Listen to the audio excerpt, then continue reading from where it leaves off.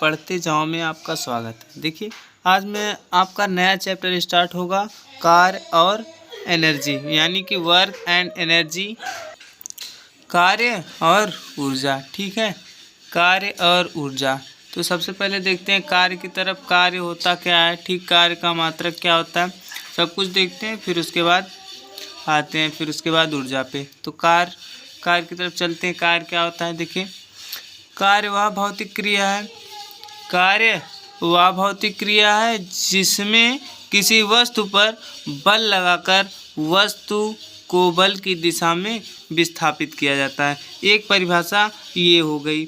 देखिए कार्य वह भौतिक क्रिया है जिसमें किसी वस्तु पर बल लगाकर उस वस्तु को बल की दिशा में विस्थापित किया जाता है। अब देखिए कार्य बराबर होता है बल गुणे बल की दिशा में विस्थापन। अब हम इससे और एक परिभाषा बनाऊंगा, यानी मैं और परिभाषा एक बनाऊंगा इससे कार्य की। तो देखिए ध्यान से सुनिएगा, इसे आप अपने से लिख सकते हैं।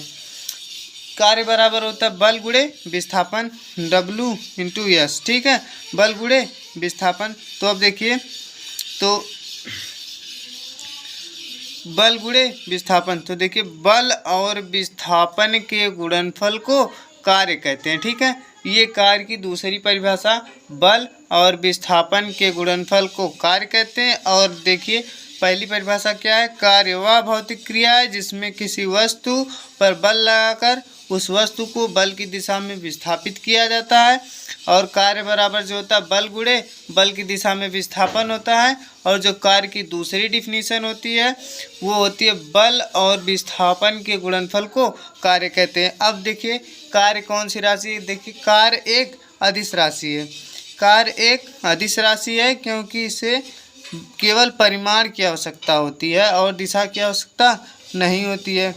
लेकिन जो बल और विस्थापन है ये दोनों सदिश राशि है क्योंकि इनमें परिमाण और दिशा दोनों की आवश्यकता होती है। ठीक है, अब देखिए बल का मात्रक क्या होता है, बल का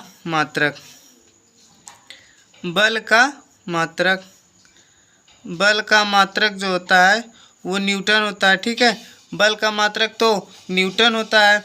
और दूरी का मात्रक, विस्थापन का मात्रक मीटर होता है। विस्थापन का मात्रक या दूरी का मात्रक मीटर होता है।